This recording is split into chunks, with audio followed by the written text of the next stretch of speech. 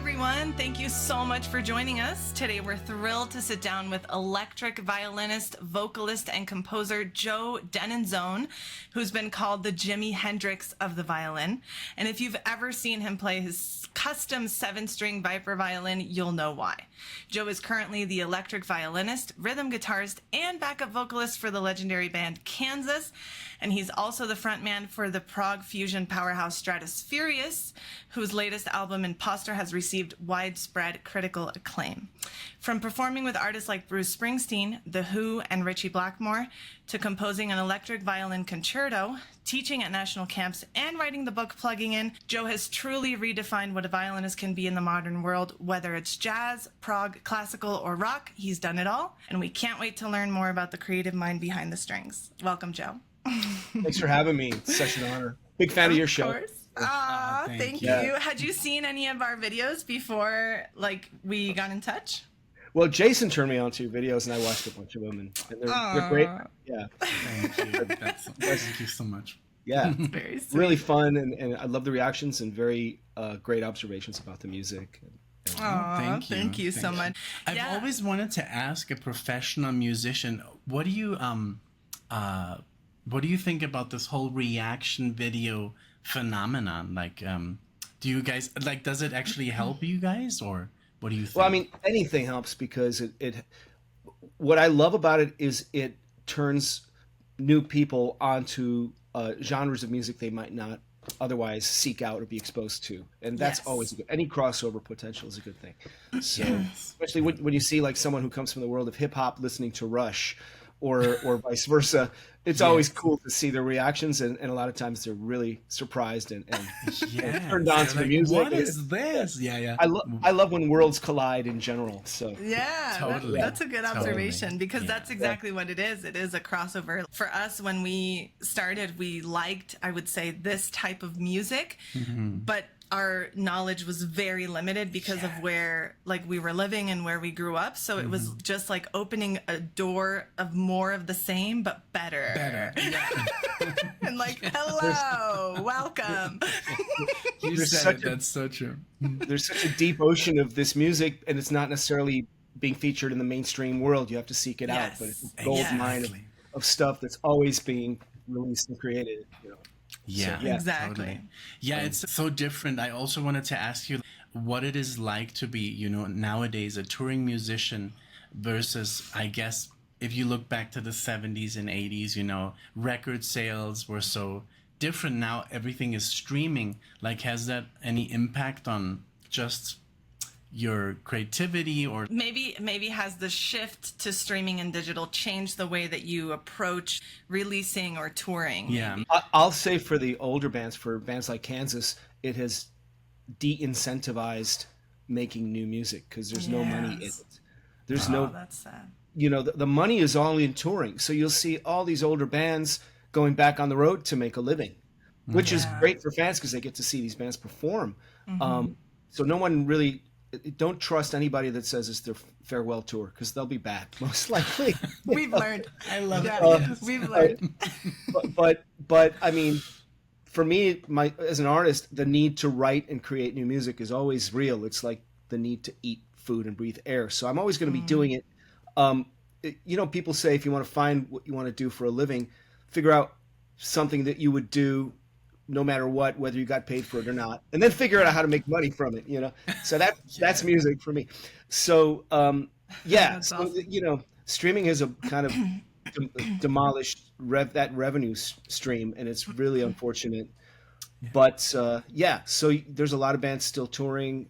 But at the same time, making new music keeps you viable as a band. And I'm hoping, I hope Kansas decides to do a new record.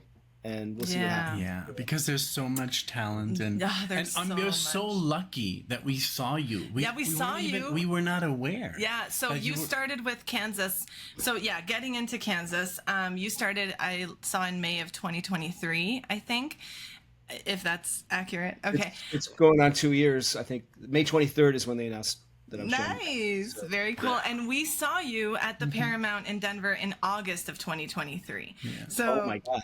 you were already there. You're already like killing it, you know. Yeah, and I remember we were like, holy shit. Like, what? Yeah, because there was no difference to, you know, it was just perfect. Yeah. You know, so. Thank you. You know, I was very jet lagged. I had flown in from Nice, and flown straight to the gig. So Wow. you saw me in a very delirious state on that stage. And then at the altitude, you powered know, through. Denver. And the altitude, imagine. Oh, God. Yeah, it was. I don't know how I did that, but yeah, But that was you a were good great. one. We were Thank you. impressed, you know? I was That was just. fun too.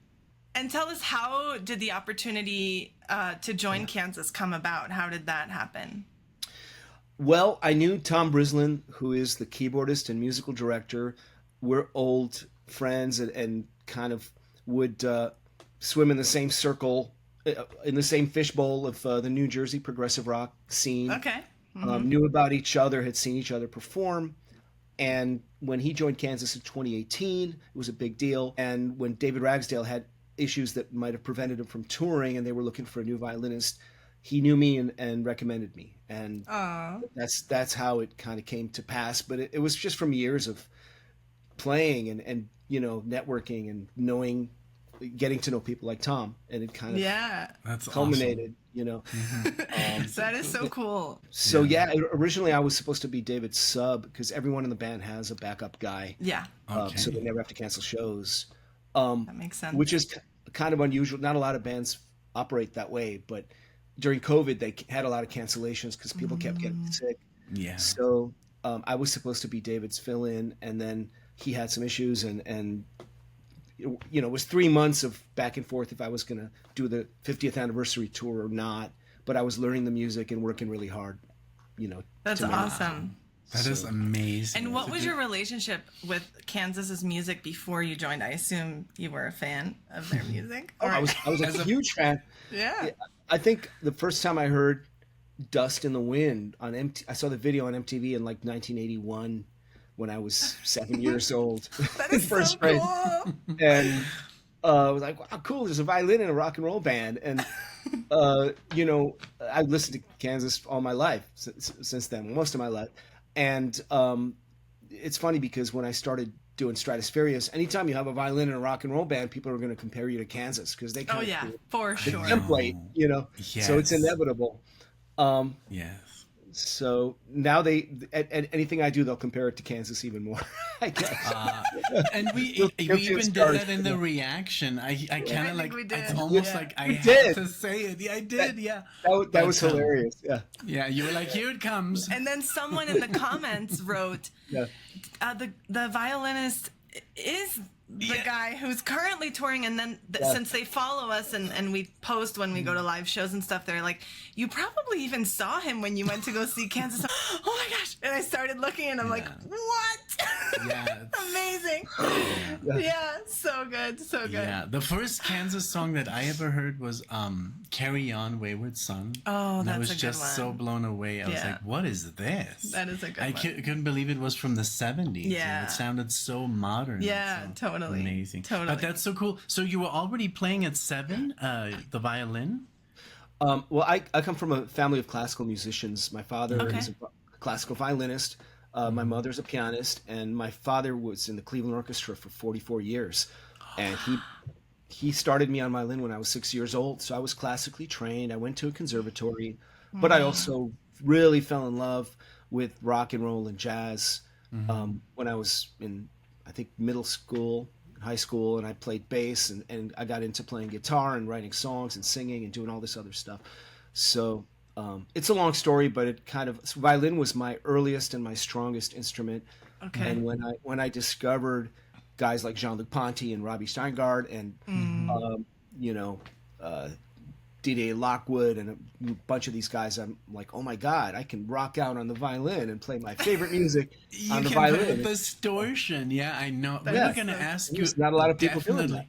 that. Right, Not at the yeah. time. At the time, yeah. That was Yeah. I think the only guy that I knew was Jean-Luc Ponty, Yeah. and then the other it's so funny because Mark Wood, the first time I saw him, I couldn't believe my eyes that he had this like almost electric guitar looking violin. Yeah. And what he was playing also tapping. There it is. There Hello, it is. Viper. Wow. Look at that. That is That's amazing. my Mark Wood Viper. Yeah. Wow. Amazing. I call it the Heisenberg because I'm a big fan of the show Breaking Bad. Breaking Bad. And this is the smoke from the opening theme of Breaking Bad. It was a custom paint job. Yeah. That Is amazing. awesome. I love it. that. So you've worked with Mark Wood as well, right? I was teaching in his rock orchestra camp for 14 years. Wow. And I continued to work with his Electrify Your Symphony program, which he goes into high schools all over the country and puts shows together and everything. And he sends me out when I'm available. That is so nice. That is so nice. How do your approaches differ or align? Do you feel like you're kind of like kindred spirits, or do you each have your own kind of way and style, even though you're using the same instrument? Mm-hmm.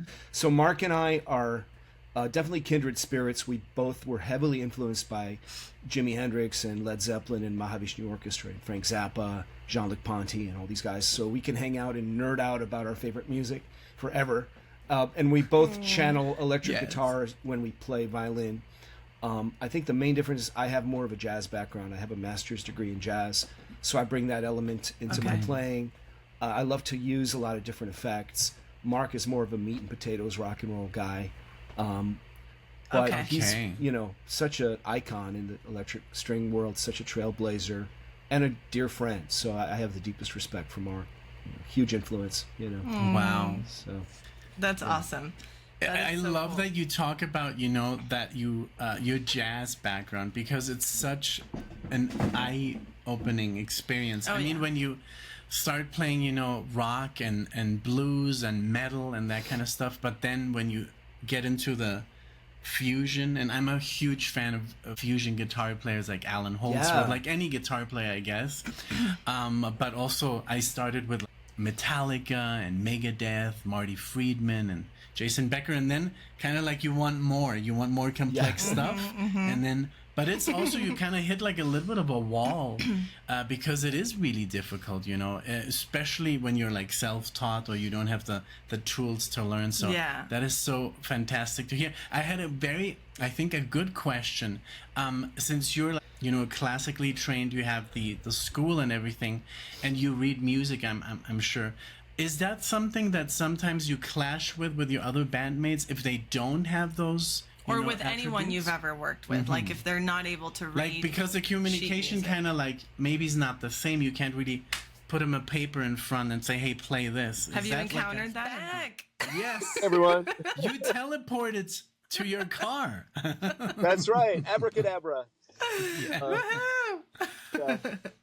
It's been that kind of day, Our internet was down.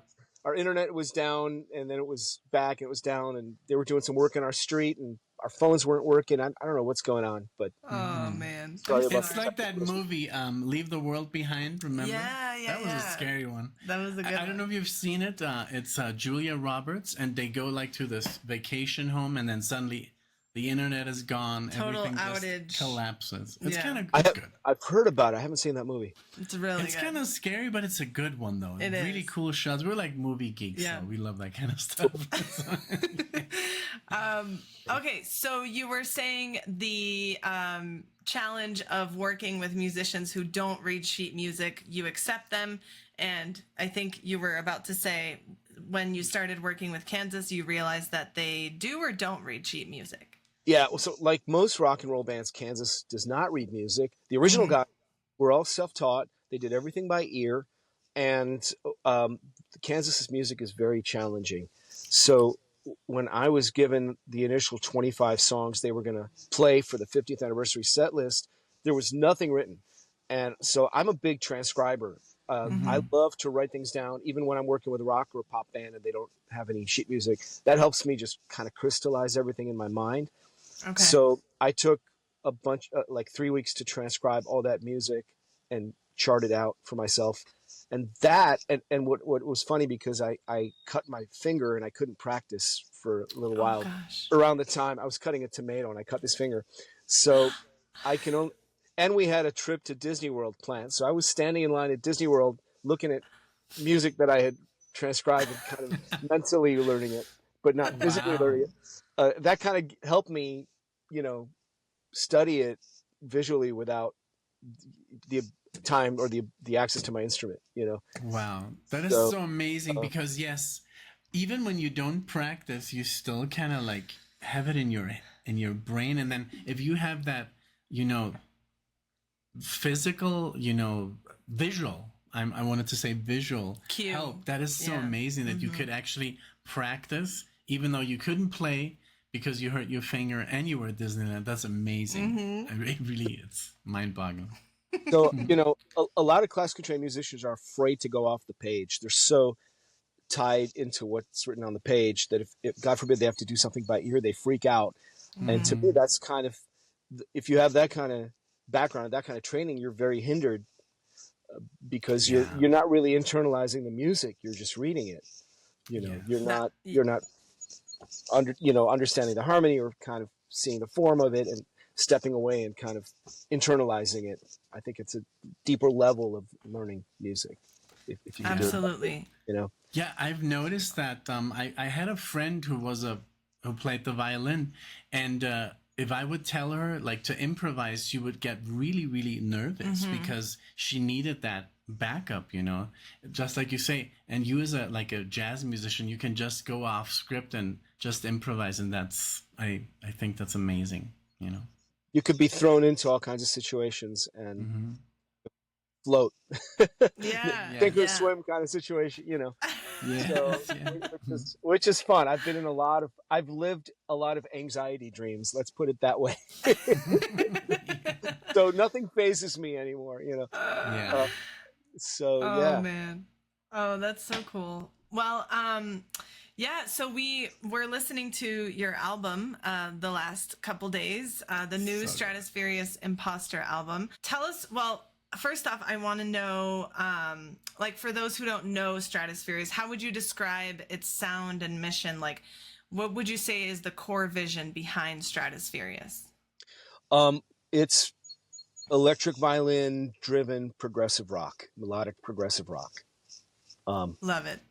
And it started out with me wanting to experiment and push the limits of the electric violin, incorporating my favorite influences like Queen and Led Zeppelin and Mahavishnu Orchestra, Dream Theater, bands like that, but also incorporating melody and vocals.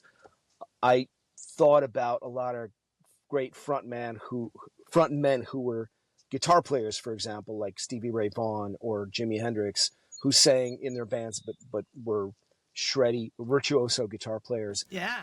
And I wanted to have a band like that with the violin player as the frontman. I love that. Yes.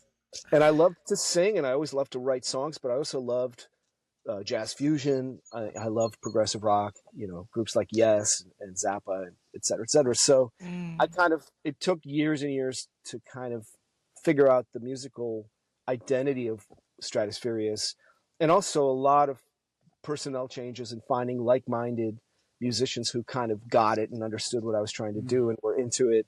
But I just kept going because, there was a lot of setbacks and a lot of frustration, but I just followed my heart, and that's what I wanted to do. And I kept, not giving up and trying to make each album better and, more focused, So I'm very proud of the new one. I think it's the most focused album we've done. And, I think it's also the best mixed album we've had. So it Yeah. really So was. important, yeah. Yeah, it really was. We realized that you did blend genres, rock, jazz, funk, metal. Nick was like, it's like fusion, prog. You can It's hear like- so much of like, Yes, it's what I amazing. listened to. So that did happen organically because that was kind of what you were striving for, is like a combination of everything that you loved with you as the front man. And you're a great singer. Amazing. I was just gonna get there. I was like, if Oh, Alexa thanks. doesn't bring it up, I mean, honestly, and you talked about bands like Dream Theater, and I think Dream Theater are amazing, but it does, and especially Alexa has a big problem with James Labrie because he's just like, he's amazing, but it's just, I think, maybe not there anymore, or it's just like, I think he had an accident. But so that's why Alex is very critical of yes. I can't. and your voice is so like powerful.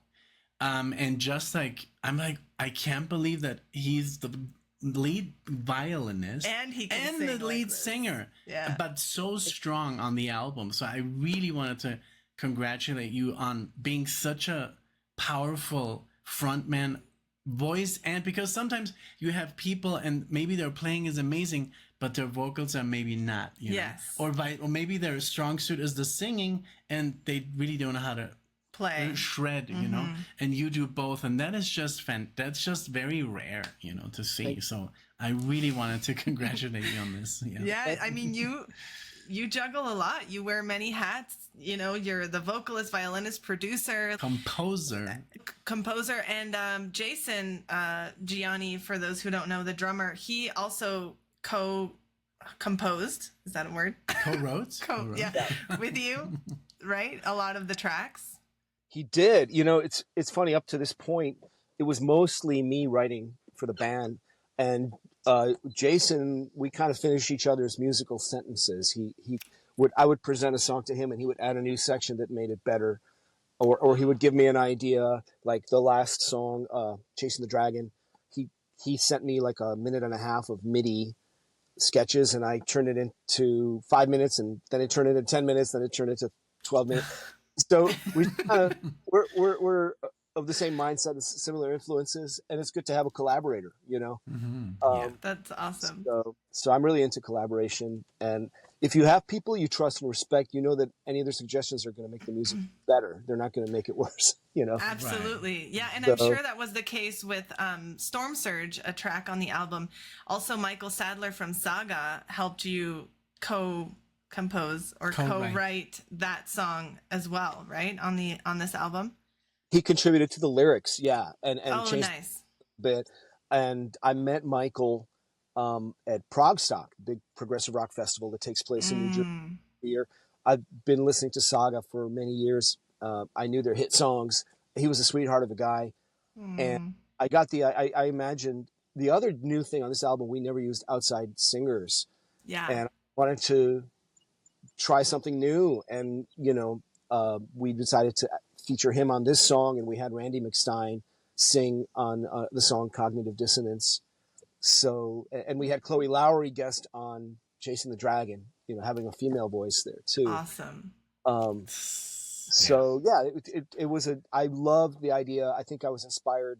My friend Dave Kersner, a keyboard player, producer, has like always a huge roster of guest artists on his records. I took a cue from him, you know, and I thought, okay, because the prog world there's a lot of cross collaboration. Absolutely. Yes, I love that. It's a big family, and you'll see a lot of the like different combinations of the same artists on different records. Yeah. I'm sure you've heard of the band. I don't know, Alex, if you know them, Arion. Have you heard of them? Yeah, I think. Right, and they always collaborate. They have Bruce Dickinson on, and then they have cool. Aldi Meola, and then they have it's like prog musicians, fusion musicians, metal musicians. It's amazing, really cool project. I think we should react to some tracks, but because it's always very different, right, Joe? Yeah. It's funny. Al Di Meola is my neighbor. He lives 5 minutes from me in Old Tappan, New Jersey. That's right. Are you serious? Nick was going to ask you if you knew him and you were a fan of him, because we're huge fans. Yeah, I'm a huge fan of his. He had a great violinist named Evan Garr he was working with for a while. And I have not bumped into him at the supermarket yet, but I hope to. You know? Yeah. Oh, imagine if you would collaborate on an album just like you did with Jean-Luc Ponty and Stanley Clarke. That would be something. The Rite of Strings? Yes, the Rite of Strings, something like that. You have to call him up, Joe. Yeah. That would be amazing, because I mean, your two styles together, and even though he does more acoustic now, but we were lucky enough. We saw him when we lived in Florida, and we saw the 40th anniversary of Elegant Gypsy, and she was blown away. Electric. And she didn't want to go. She was like, "Oh God, I have to listen to this." But this was a long time. Yeah, this is I was when very green. Yeah, when she was still listening to like Green Day and stuff like that. you were very Green Day. But. Yes, Green Day. But yeah, and I like Green Day. Yeah, I mean they're good. Yeah. She got me more into that kind of music, but I was like, you have to see this band. You'll love it. You'll see. And she's like, oh God. No, I was so blown away, and it was insane. I had the moment it started, I was just in awe. I was like, what is this? This is amazing. And he was playing electric guitar, which he doesn't. The second time we saw him, unfortunately, only played acoustic. Yeah. And he had just like a percussionist, right? But it was also very good. But there's nothing like the band. And he had a violin player. He did. Remember that he just met on the street, and he was like, I love it. Because he played, I think, Mediterranean Sundance on the violin. And he's like, hey, you want to be in my band? And that's how it happened. That's crazy. That is so cool. So, happened. Yeah. And I mean, I play a lot. Sorry, I play a lot of acoustic violin too. People see me playing electric, but a lot of stuff I do, like session work for people, is on acoustic. Oh, nice. Yeah, you also do like private events and stuff too, right? I understand. I don't know how often, but not as often anymore. Occasionally, but I used to do that a lot before I joined Kansas. I was a freelance musician in New York, just doing everything, and that's cool. That was one of the things I enjoyed doing as well. Yeah. So. I was going to say, you should knock on Al's door. I hear he's like a hell of a cook too. Like he cooks for people. Like he has them over and has like whole dinners and stuff. And Nick and I were like, that would be so fun to like just hang out with him, like he seems like such a very laid back, cool guy. So but that would be fun. Yeah, absolutely. That's amazing that you're like, he's my neighbor. I love it, I'd be like, can I have some spaghetti? Yeah. Well, that's awesome. Yeah. So, how did the like writing and recording process go for Imposter? Like, what did this album represent for you artistically? How long did it take? What was the process there? I work very slow. I'm a father of two and husband, and I'm busy with a million projects, so it inches along. But what happened with this album, we tracked the first 4 songs we tracked in 2018, believe it or not, and then COVID hit in 2020. We had added a bunch of stuff. We released.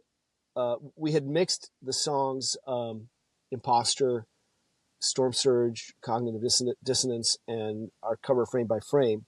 And we were going to split the record, and then COVID hit. We released some of those songs as singles. And at that point, everyone was just working in their home studios. So sending each other tracks. And it took forever because that's just a slow process. But now that's how a lot of stuff is done. Okay.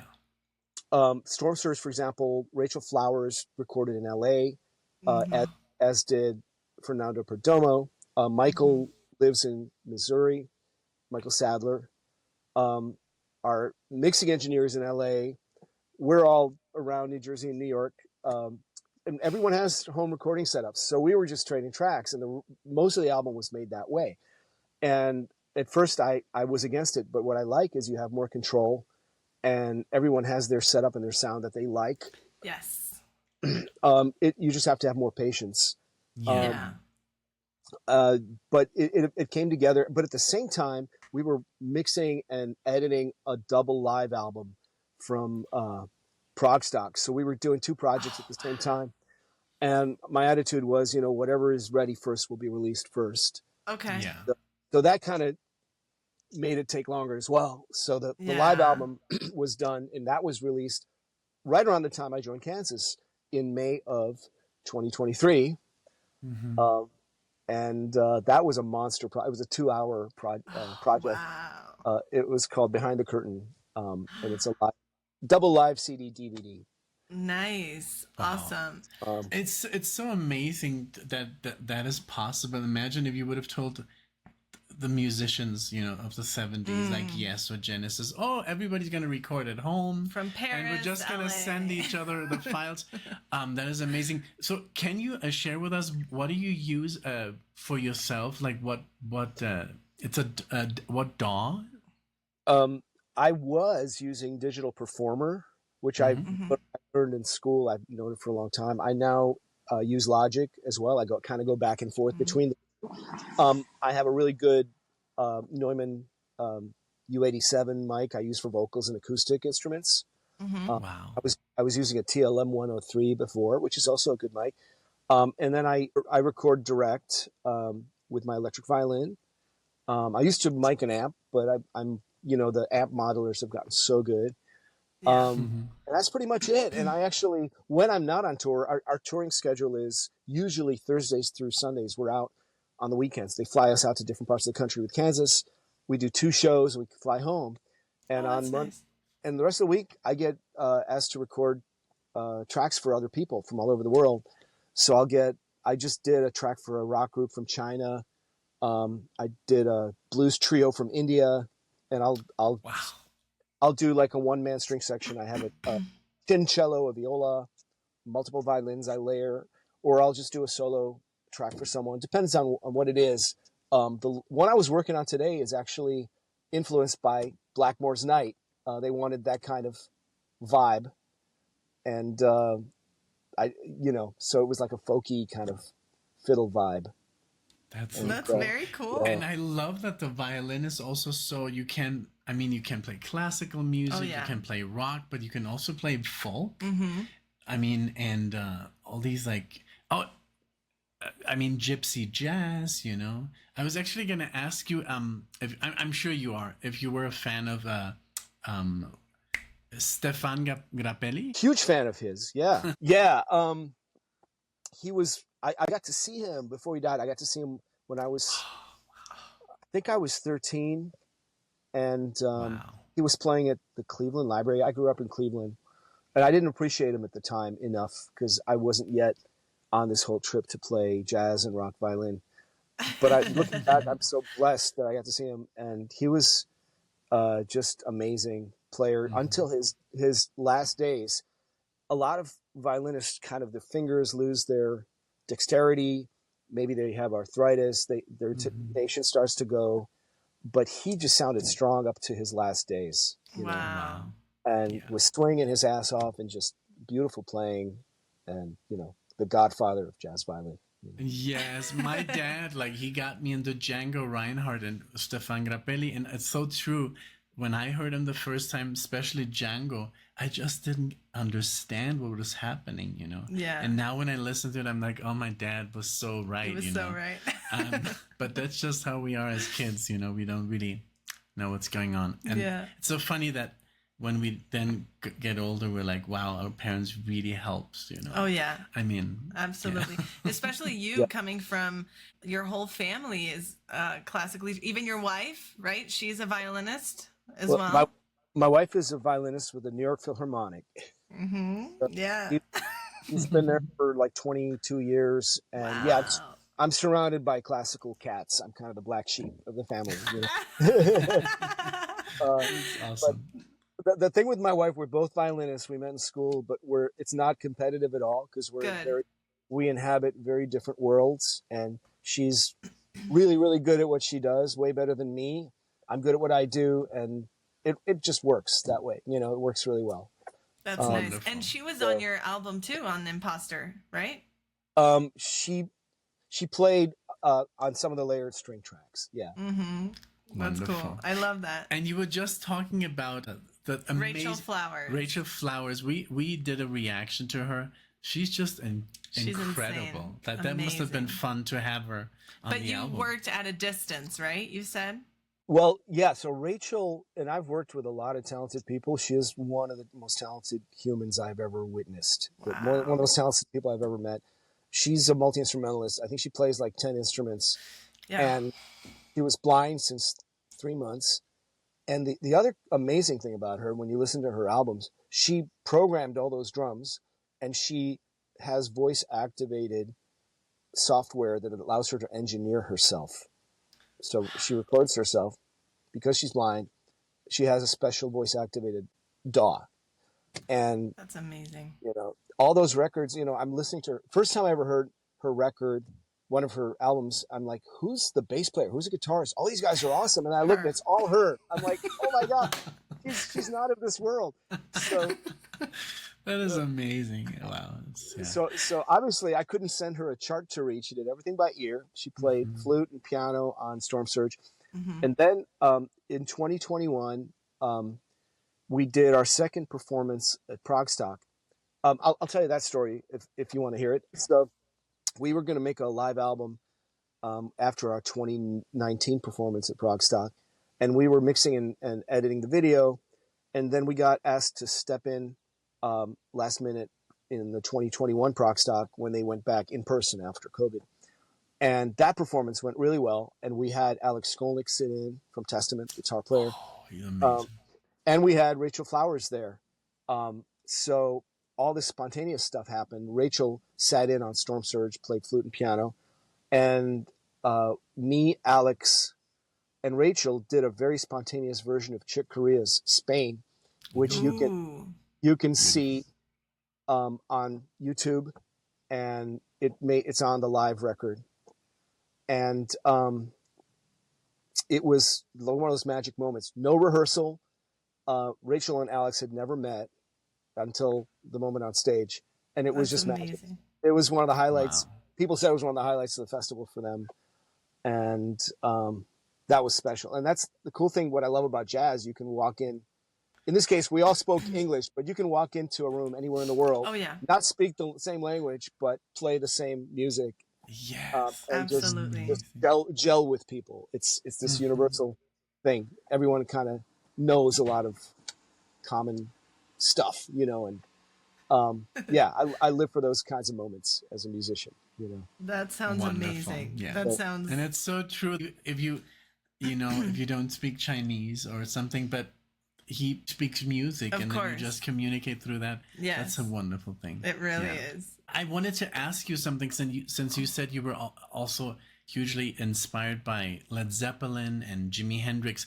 We read this really cool article, and I really would like to credit the guy. But So it's on the website Prog Report.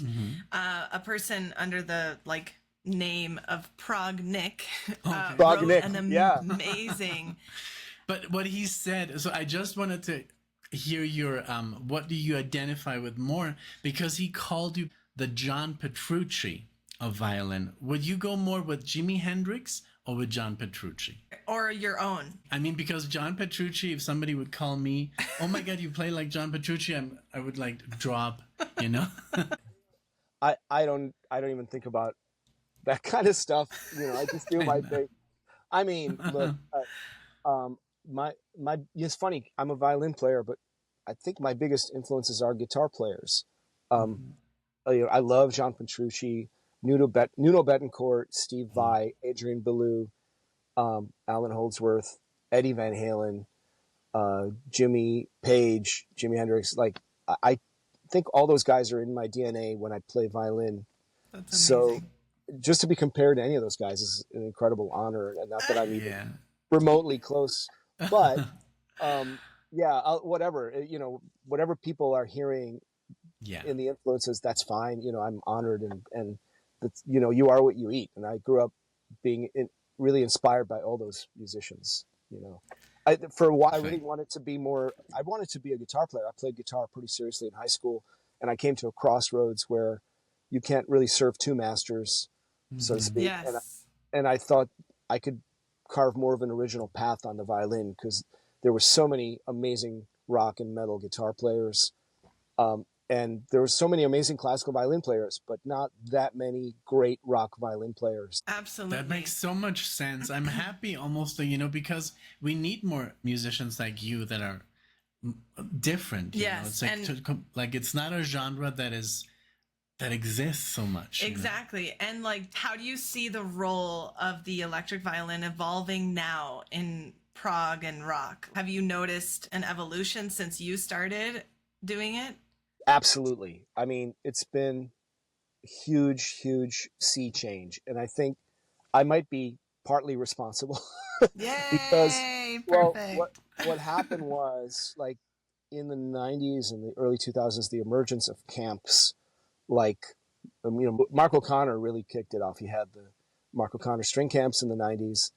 Christian House had the Creative Strings Workshop. Mark Wood started his camp in 2010. I started teaching there in 2011. I wrote a book. There's been a lot of books. There's been more college programs. Like I teach actually adjunct at the New Jersey City University multi-style strings program that was started by my friend Martha Mook. Berkeley has a electric strings program, University of Champaign, Illinois. So, all of that leads to younger generation of players, so many more than when I started out in the business in the 90s, that could shred their asses off, play a lot of different styles, play rock, play jazz, play blues, bluegrass, swing, and cool. have classical technique, just more well-rounded young musicians. And you could see it if you go on Instagram, like Mia Asano, Katie Jacoby, Kyle Pudens. I can rattle a huge list of young players that are scary players. Wow. So we've created a monster, so to speak. That's awesome. And I also think, like, with artists, regardless of how you feel about her, like Lindsey Sterling, anytime an electric violinist makes it in the mainstream consciousness, it's good for all of us. Yes. Because it creates people who might not have known what an electric violin is, all of a sudden want to hire an electric violinist for their party or for their recording Have you session. seen her? I have not. No. Oh yeah. She's very good. Yeah, it's like a different style, right, Joe? It's not as it's more like a commercial, right? A commercial style of rock, no? Like, yeah, it's kind of Irish influence, Celtic influence, commercial rock. It's not personally my cup of, but I respect the hell out of her. She works her ass off. She's talented, and she's done a lot. It's a ripple effect, I think, for the electric string community. What's funny to me is, to this day, like, the electric violin has been around since probably, I think, the late 30s, and people still see it as a novelty instrument, which is weird.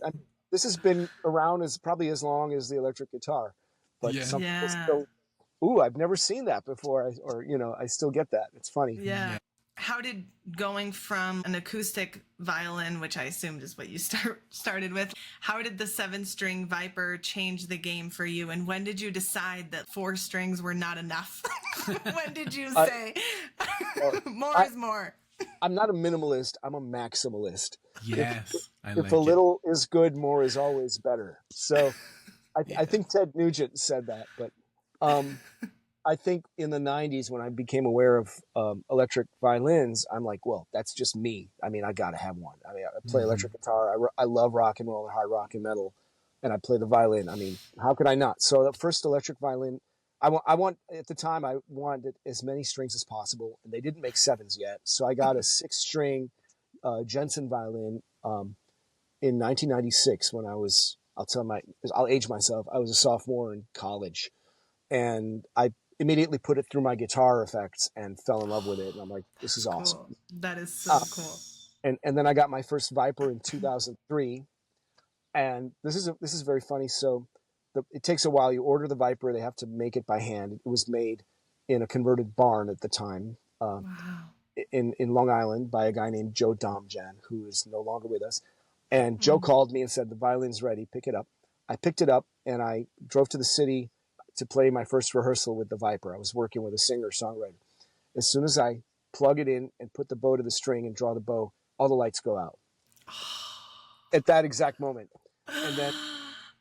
my skin is crawling. And that's amazing. So that was in August of 2003, and it was the famous power outage that knocked out the whole Eastern Seaboard for 3 days or something. But that's amazing. It's almost like you caused it, I'm not saying I was responsible. But that happened moment, at that exact moment that I first played that instrument. It was very funny. So that's amazing. That's just stuff that happens. Yeah, that's just stuff that happens. It's a fun coincidence. Very very cool.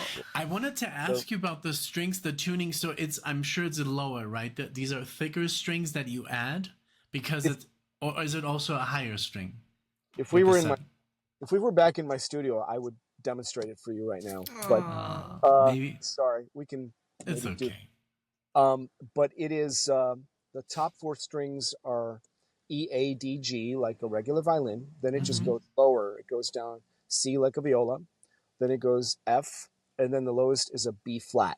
So I have a 7-string electric violin, and there's a lot of things I love about having the 7 strings. It actually goes a whole step below the lowest note on a cello.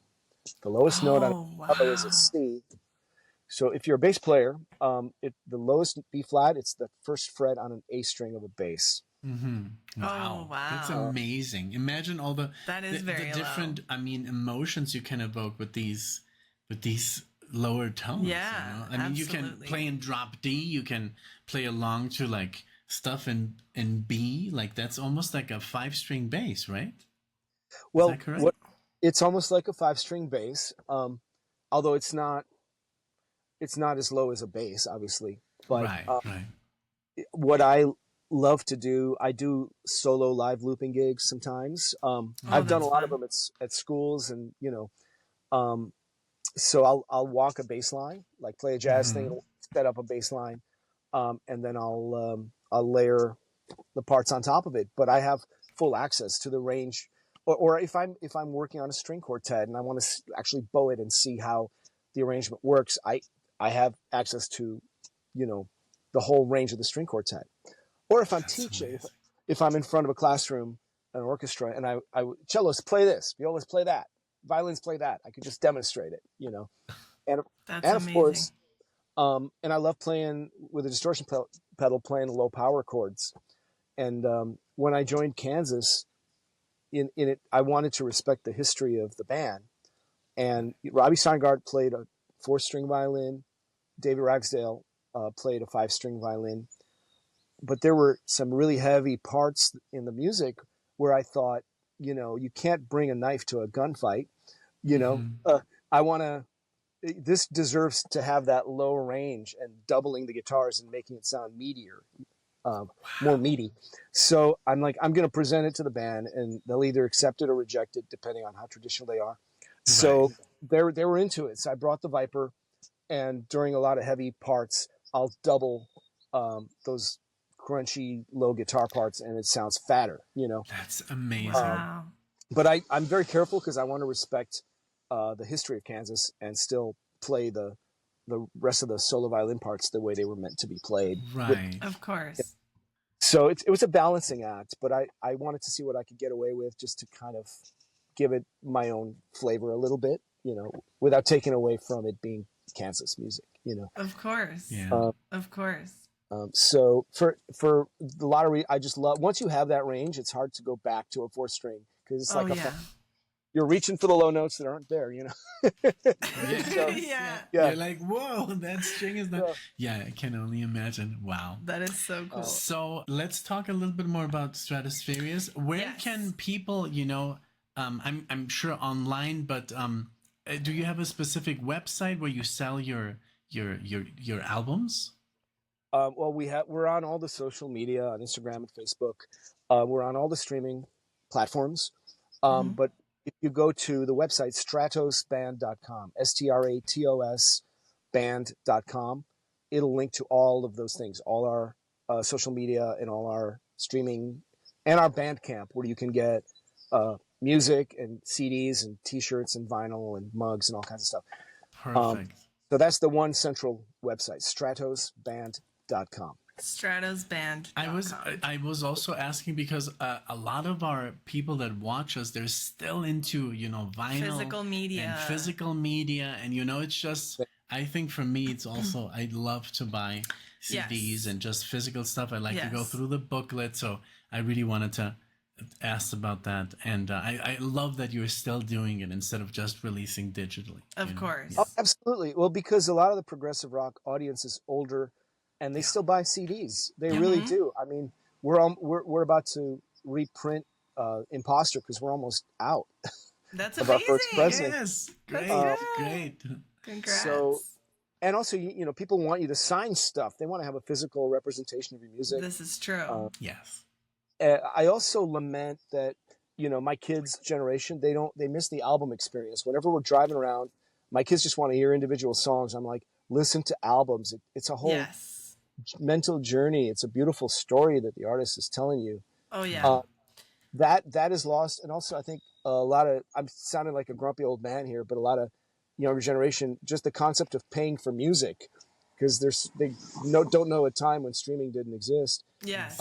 is foreign to them, and that's very sad and It unfortunate. is very sad. Yeah, we sometimes reminisce when we would go to, CD shops when we were like younger. I found a lot of music that I love by just going and to looking through like my genre, and then people would come up, hey, have you heard this? Like just random conversations that would come up. Or it was such a great time. It's like Blockbuster. Yeah. When you would go and you would, because nowadays it's just everything is on Netflix and it's just so much. But back in the day, there was a little bit less, and you could just like find your stuff. And of course. Easier, Yes. Now everything is just available, and I think you're right, Joe. But we think the same way. You're not old at all. I think that we miss that too. Buying a CD, going through the booklet, and listening to it. Like it was just an experience, So. Or just disappearing into Tower Records for a whole afternoon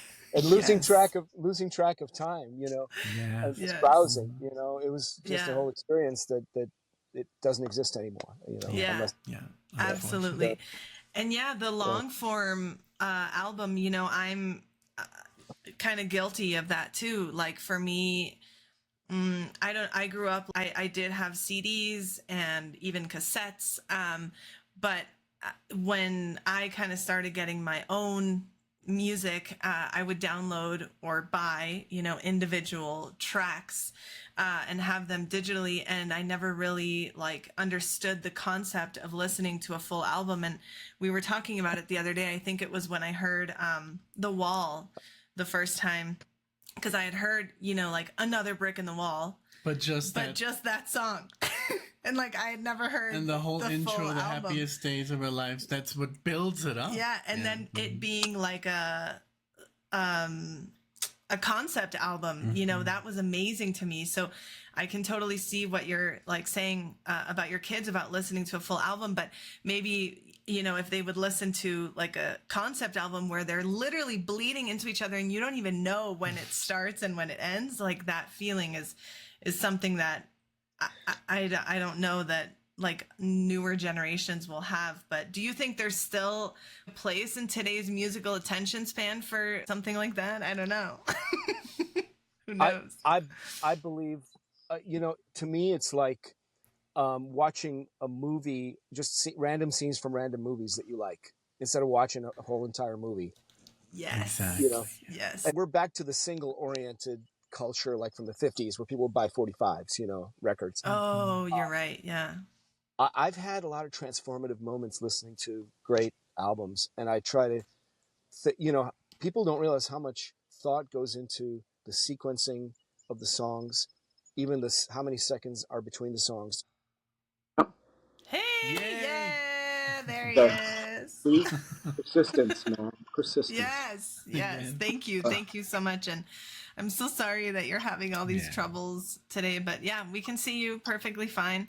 So, okay, just to kind of wrap up, tell us, do you have any upcoming projects, tours, or specific things that you're excited about? I know you're touring with Kansas currently, but anything that you're currently excited about? Well, I'm excited about touring with Kansas. We have, I think, like 60 shows for the rest of the year booked so far. We're crisscrossing the country. If you go to kansasband.com, you'll see all our tour dates. Mm-hmm. We're doing a show with Night Ranger in upstate New York this Saturday. Cool. We're doing a bunch of shows with the Outlaws and with 38 Special and with Jefferson. Oh, wow. Nice. That's awesome. And that takes up most of my time. Unfortunately, there's not currently any Stratospherious shows in the books because of the Kansas schedule. But I'm going to try to book some Stratospherious stuff probably in the fall or in around December in the New York area. My Kansas commitment kind of limits what I could do with Stratospherious. But at the same time, we're writing and recording new music. So I'm hoping to put out new music either with Stratospherious, with Kansas, or, the other thing I'm doing is you mentioned I have an electric violin concerto that I wrote in 2015 that I'm finally getting down to recording little by little. That's very exciting. We saw a little 5-minute It was or like so a little clip of little bits and pieces. It's on YouTube. It was amazing. Very impressive. That is Yeah. amazing. I can't believe you had control over every single person, Yeah. and that's just mind blowing. Well, that's. I think I'm not sure which one you saw. If it was with the orchestra or with the track, but It was with all the full orchestra Yeah. and a conductor and everything. that was yeah. the premiere. Yeah, with Douglas Droste conducting Muncie Symphony Orchestra, and yeah, it was a dream. It was a bucket list thing for me to write an electric violin concerto. It's a 30-minute long concept piece about the cycles of sleep. Yeah, we saw rapid eye movement and different. Yeah. It's a psychedelic dream. So my what I want to do, and I keep talking about it, it's going to take a long time, but I want to record it with a real orchestra, but not. But actually, I know enough musicians that everyone can record in their home studios the orchestra part. Amazing. It's a weird approach, but this way I have more control, and I don't have to spend an arm and a leg booking a studio and coordinating the schedules and getting a conductor. So I'm embarking on this project of mine, and I've always wanted to work with an orchestra like Metropole in Amsterdam that has. There's orchestras that like Metropole has collaborated with Adrian Belew and Steve Vai and Mike Keneally and like that do stuff with rock musicians and are a little more adventurous than traditional orchestras and want to get this concerto out there and get it played more.